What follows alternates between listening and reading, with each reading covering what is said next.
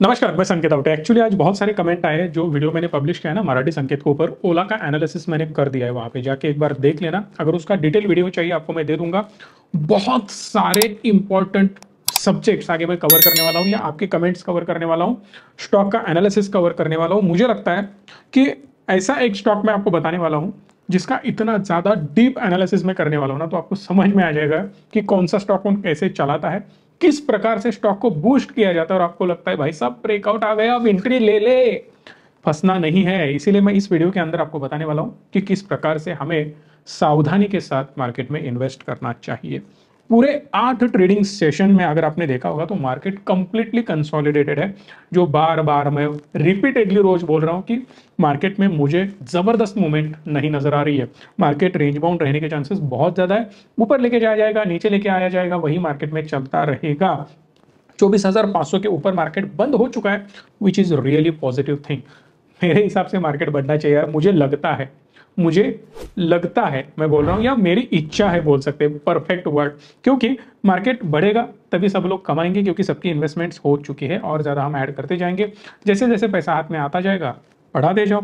Bank Nifty ने 700 point की rally already देकर ग्रीन कैंडल बनाकर वो बंद हो चुका है। लेकिन अभी कंसोलिडेशन के बाद अगले वीक क्या हो सकता है? नेक्स्ट वीक मेरे हिसाब से मार्केट ने अच्छा खासा परफॉर्मेंस दिखाना चाहिए। अगर हमें देखना ही है तो आप चार्ट भी देख सकते हो। स्क्रीन पे सीधा दिखा देता हूं मैं आपको कि 541 के आसपास अभी निफ्टी है, जो ब्रेकआउट देके रेडी है। बट मेरे हिसाब से इतना आसान नहीं कि सीधा ऑल टाइम हाई तोड़ के ऊपर चला जाए। आराम से धीरे धीरे करके ऊपर जाने की कोशिश करेगा, क्योंकि कुछ बीच में नेगेटिव न्यूज भी आ सकती है। अगर रेट कट वगैरह पॉजिटिव न्यूज धमाकेदार आ गई ना, मजा आ जाएगा, सुकून हो जाएगा मार्केट में। बड़ी बड़ी कैंडल्स देखने मिल जाएगी बैंक निफ्टी में, which is supported by Nifty, और निफ्टी भी सीधा ऊपर जाता हुआ हमें नजर आ सकता है। कल के दिन अगर आप बात करें तो एफआईआईज और डीआईज दोनों भी नेट बायर्स निकले। ग्लोबल मूड पॉजिटिव है। यूएस में सब कुछ बढ़िया चल रहा है। निगेटिव फिलहाल अभी तक तो कोई नहीं है। सैटरडे को मैं वीडियो शूट कर रहा हूँ, इसका मतलब अभी तक तो कुछ निगेटिव आया नहीं है। कल तक तो आना नहीं चाहिए, नहीं आएगा बढ़िया हो जाएगा, तभी मार्केट को एक पॉजिटिव मूवमेंट कंटिन्यू करने का मौका मिल सकता है। लेकिन मार्केट अब कोई पॉजिटिव या कोई निगेटिव न्यूज नहीं आती है तो और ठंडा हो सकता है, मतलब फ्लैट धीरे धीरे धीरे धीरे आगे बढ़ने की कोशिश हो सकती है। कमेंट कुछ लोगों के आ रहे हैं कि सर आप सिर्फ कहाँ बाय करना है कहाँ सेल करना है बता दीजिए, बाकी कुछ मत बताइए, बोर होता है। भाई साहब ये वीडियो आपके लिए नहीं है, फिर ये चैनल ही आपके लिए नहीं है। ये चैनल कौन से लोगों के लिए है? जिनको नॉलेज चाहिए, जिनको कुछ ना कुछ सीखना है, जिनको अपडेट्स डीप में जानने हैं। अदरवाइज आपको ये मनी कंट्रोल पे मिल जाएगा, या इकोनॉमिक्स टाइम पे मिल जाएगा, या कोई भी टाइम्स ऑफ इंडिया में वगैरह ये न्यूज मिल जाती है।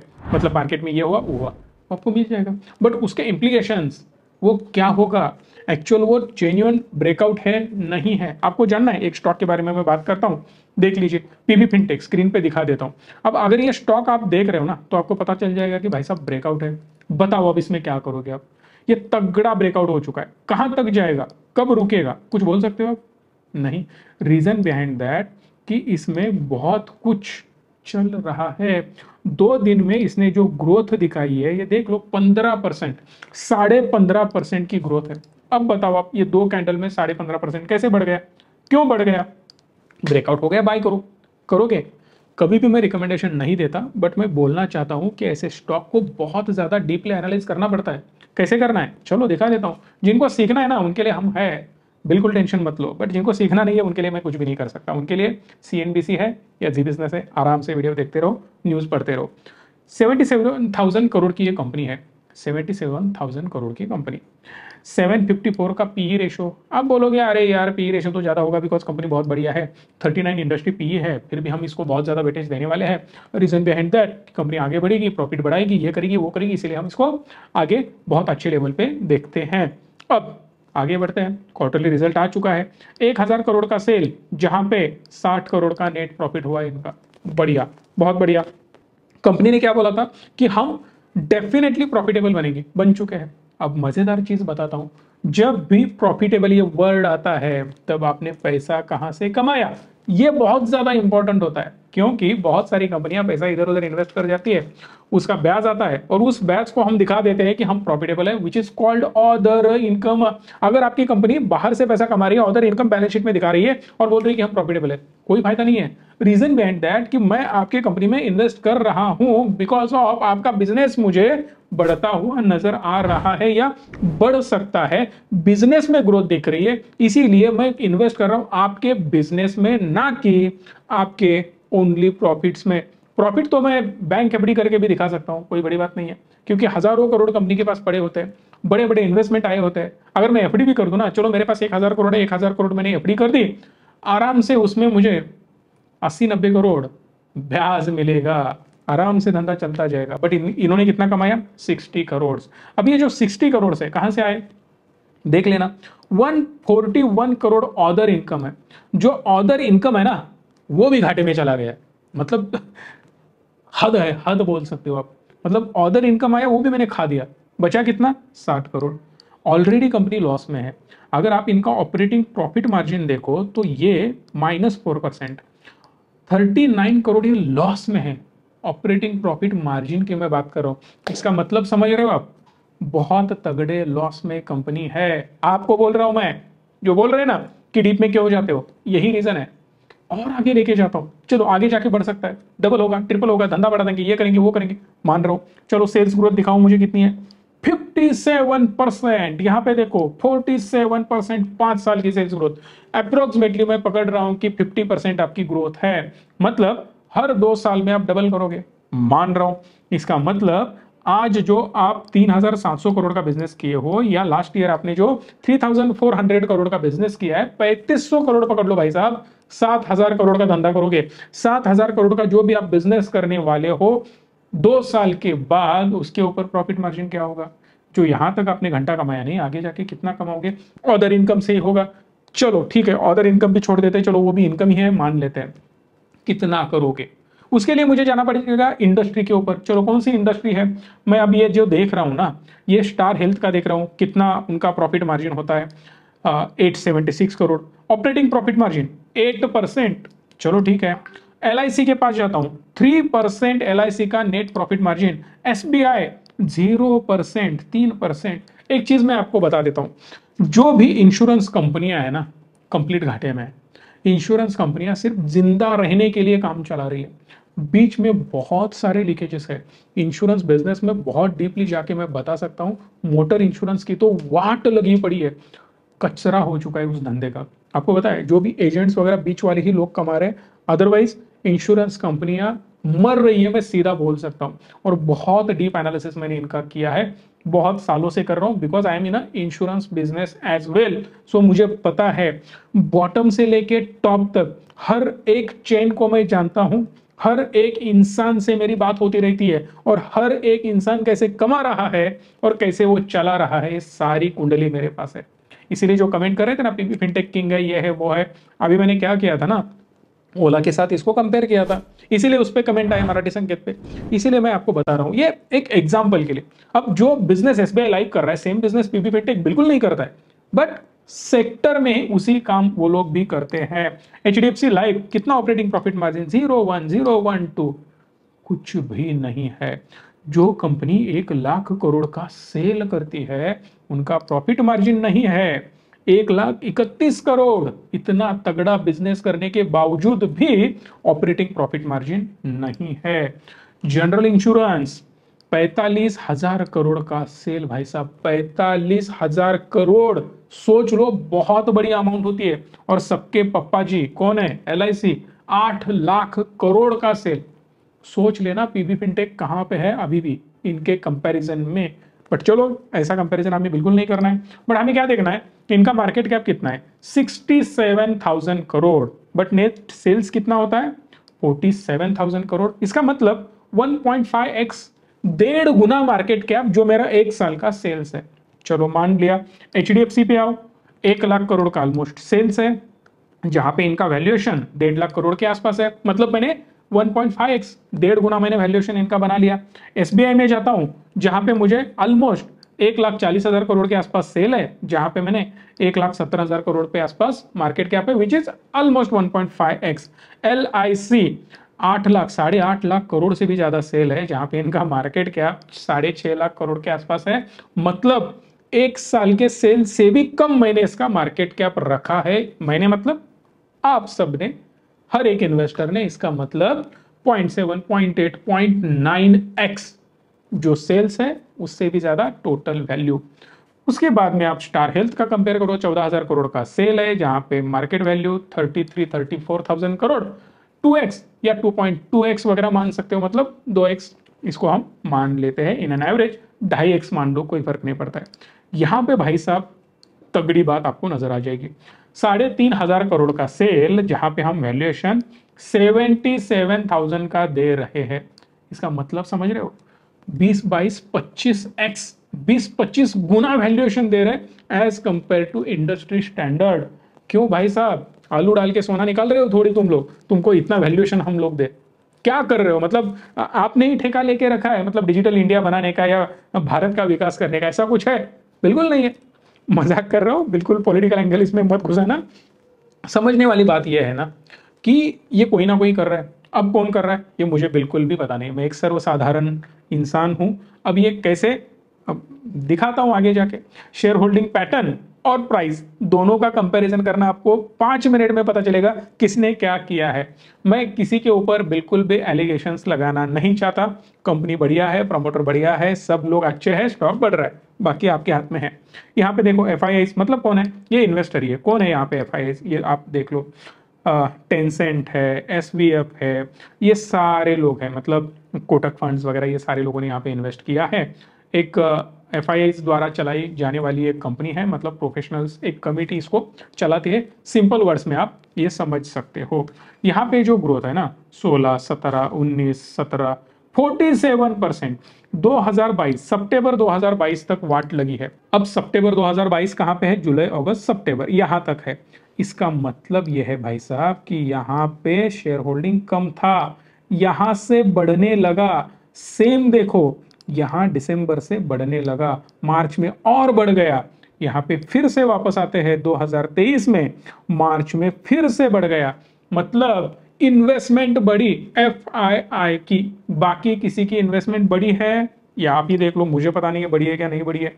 पब्लिक देखो 69, 70, 71, यहाँ पे हुआ 36, 34। अब ये पब्लिक का मतलब वो वाला पब्लिक मत ले लेना, क्योंकि यहाँ पे बड़े इन्वेस्टर थे ना, वो टेंसेंट वगैरह, ये ऊपर चले गए इसलिए आपको ये लग रहा है। अदरवाइज मुझे आपको अंधेरे में बिल्कुल नहीं रखना है। ये लोग पहले पब्लिक में थे, अब वो एफआईज में चले गए, अब उन्होंने स्टेक और ज्यादा बढ़ा दिए हैं। इसके बाद अगर आप देखो ना, पब्लिक धीरे धीरे घटता हुआ आपको नजर आएगा, 34, 33, 31, मगर यहाँ पे इनकी होल्डिंग 50%, 51.58। मजेदार चीज देखो, दिसंबर 46 और जून में सीधा 52%। अब दिसंबर देखो कहां पे है, अब यहां पे आपको नजर आ जाएगा दिसंबर 23। अब यहां से भाई साहब इन्होंने 5.5% हिस्सेदारी बढ़ा दी गई है। इस वजह से यहाँ पे एक तगड़ी जंप नजर आ रही है। अब यहाँ पे और एक मजेदार चीज दिखा देता हूं, मतलब होश उड़ जाएंगे आपके। जाते हैं पब्लिक में, देख लो पब्लिक कितना है यहाँ पे। ये है एक बड़ी कंपनी मैक्सेंस टेक्नोलॉजी लिमिटेड, जिनके 13% स्टेक है। ये दहिया साहब का 4% स्टेक है। ये सारे लोग, मतलब आप सीधा कैलकुलेट करने के लिए लग जाओ, 13 और 4 समवेयर अराउंड 17, 21, 22, 23, 24, 25, ऑलमोस्ट 25% यहाँ पे नजर आ रहा है। अब इसके नीचे आधा % वाले भी लोग रहेंगे, पर ठीक है चल हम मान लेते हैं कि ये 25% यहीं तक है, बाकी सारे रिटेलर है। कितने हुए भाई साहब, 31 में से 25 निकाल दो, सिर्फ 5-6% रिटेलर बच जाते हैं। और गारंटी के साथ कहता हूं वो भी 2-3% रिटेलर होंगे नहीं इसमें, तो बचे सिर्फ 1-2%। 1-2% रिटेलर क्या उखाड़ पाएंगे स्टॉक का? चला कौन रहा है स्टॉक को, ये आपके समझ में आना चाहिए। आपको लगता है कि पब्लिक ने बाय किया इसीलिए स्टॉक ऊपर गया, ये आपका वहम है। मैं 100 बार बोलता हूं कि कोई भी स्टॉक कोई बड़ा इंसान ही चलाता है, ना कि रिटेलर। पहली शुरुआत कोई बड़ा आदमी करता है, जब तक एक बड़ा ब्रेकआउट, बड़ा वॉल्यूम दिखता नहीं, तब तक रिटेलर उसकी तरफ बिल्कुल भी ध्यान नहीं देता। आज आपको एलआईसी लग रहा होगा कि भाई साहब अंडर वैल्यूड है, मतलब 1x भी वैल्यूएशन में नहीं दे रहा हूं मेरे 1 साल के सेल्स के हिसाब से। बट जिस वक्त वहां पे कोई बड़ा इन्वेस्टर घुस जाएगा, रॉकेट बन जाएगा। क्यों बनेगा? क्योंकि वो हर तरफ न्यूज फैलाएगा, क्योंकि पीबी फिनटेक को आपको 25x 22x आपने वैल्यूएशन दिया, और एलआईसी इतनी बड़ी कंपनी होने के बावजूद आपने उसको इतना वैल्यूएशन नहीं दिया, तो इसको भी देना चाहिए 10x दो, इसलिए वो बढ़ता जाएगा। मैं एक एग्जाम्पल दे रहा हूं, हाइपोथेटिकल एग्जाम्पल, ये होगा मेरा बिल्कुल मानना नहीं है, बट एक एग्जांपल में देने की आपको कोशिश कर रहा हूं। सो इस तरीके से कैसे स्टॉक को एनालाइज किया जाता है, इस तरीके से देखा जाता है कि क्या हो सकता है। अच्छा चलो, और एक मजेदार चीज यहाँ पे हम बात करते हैं। आपका क्वेश्चन ये आएगा कि मैंने चलो इसमें एंट्री कर दी, ये बढ़ना चाहिए। हाँ बढ़ना चाहिए, किसके हाथ में है ये? जिसने बढ़ाया है उसके हाथ में। उसने अगर डोर काटने की ठान ली, चलो 2% मुझे हटाना है, मैं निकल रहा हूं, मतलब मुझे 4-5 हजार करोड़ निकालने हैं, तो भाई साहब वहां से सीधा गिर जाएगा, 20-30-40% तक क्रैश हो सकता है। उस केस में क्या करोगे? इरेडा गिर रहा है ना, क्या करोगे? आईआरसीटीसी गिर रहा है ना, क्या करोगे? किसने गिराया? किसी को पता नहीं। अब वो थोड़ा गवर्नमेंट वाले स्टॉक्स है, मैं सीधा किसी का नाम लेने वाला नहीं हूं, ना मैं ज्यादा उसके ऊपर बोलने वाला हूं, बट समझने वाले को इशारा काफी है। डोर किसी ना किसी के हाथ में है, कोई ना कोई नचा रहा है, वो आपको समझ में आना चाहिए। सो अगली एक न्यूज आ रही है कि पीएम साहब ने भाषण में कह दिया कि 2036 का ओलंपिक भारत में होगा। सबसे बड़ी बात है ये। अब यहां से फायदा किसको होने वाला है? अलग अलग कंपनी को होने वाला है। इंफ्रा को होने वाला है, एयरलाइन को होने वाला है, रेलवे को होने वाला है, फूड को होने वाला है, बेवरेजेस को होने वाला है, होटल एंड हॉस्पिटलिटी को होने वाला है। सबसे ज्यादा फायदा किसको होने वाला है? साहब को होने वाला है। 36 तक साहब रहने वाले, ये भी सोच लो आप। ये बहुत बड़ी बात होती है कि उन्होंने बोल दिया 36 में मैं लेके आऊंगा, बहुत बड़ी बात है। पर आपको पता है इसके एक्चुअल अनाउंसमेंट ऑलरेडी अंबानी साहब ने कर दिया बहुत दिनों पहले। उन्होंने बोला कि ओलंपिक अब इंडिया में आने वाला है, और इसको कौन लेके आएगा? मोदी साहब नहीं लाएंगे, इसको लाएंगे अंबानी साहब, क्योंकि वो उनका क्या रिलेशन है, कैसे वो चल रहा है, उसके ऊपर आधा घंटा चला जाएगा, बट मुझे वो बातें नहीं करनी है। नीता अंबानी मैडम वहीं पे अभी है ओलंपिक्स में ही, क्योंकि वो कमेटी में है, क्या क्या है, अब सारी चीज़ें यहाँ पे हम डिस्कस बिल्कुल नहीं करेंगे। कहने का मतलब यही है कि जिस देश में ओलंपिक होता है ना, वो देश में बहुत सारे डेवलपमेंट होने चाहिए, और हुए होंगे तभी वहाँ पे ओलंपिक्स होते हैं। कि तगड़ा इंफ्रास्ट्रक्चर होता है, एयरलाइन बहुत अच्छी होती है, होटल्स बहुत अच्छे होनी चाहिए, दुनिया भर से लोग आते हैं, सिक्योरिटी एकदम स्ट्रांग होनी चाहिए, अदरवाइज कहीं से आती रही आए और उन्होंने हमला कर दिया, ये चलता नहीं है। बहुत सब कुछ स्ट्रांग होना चाहिए। हाँ ऑलरेडी अपनी आर्मी बहुत स्ट्रांग है, बहुत अच्छी टीम है, उसमें कोई डाउट नहीं है, इंफ्रास्ट्रक्चर बिल्ड हो रहा है। वही मैं बार बार बोलता हूँ, आने वाले 10 साल इंडिया के दुनिया में जितने भी देश है उनसे 10 गुना फास्टेस्ट ग्रोइंग और बढ़िया ग्रोइंग देश अपना हो सकता है आने वाले 10 साल में। बिल्कुल मुझे पता नहीं है 50 साल के बाद क्या होगा, 100 साल के बाद क्या होगा, बट आने वाले 10 साल इंडिया के।